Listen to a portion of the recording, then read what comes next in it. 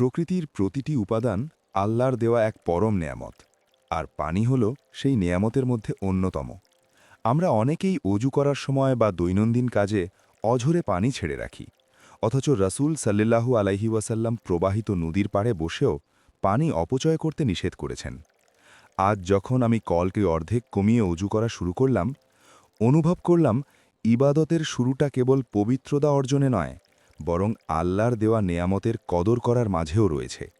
আমাদের সামান্য সচেতনতা বেঁচে দিতে পারে আগামীর এক ফোঁটা জীবন। মনে রাখবেন, অপচয়কারী শয়তানের ভাই। আসুন আমরা হিতৈষী হই এবং প্রতিটি নেয়ামতের হিসাব দিতে প্রস্তুত থাকি, কারণ প্রকৃত মুমিন সেই যে পৃথিবীর প্রতিটি সম্পদকে আমানত মনে করে। মানুষ তো সব সৃষ্টির মঙ্গলের জন্যই।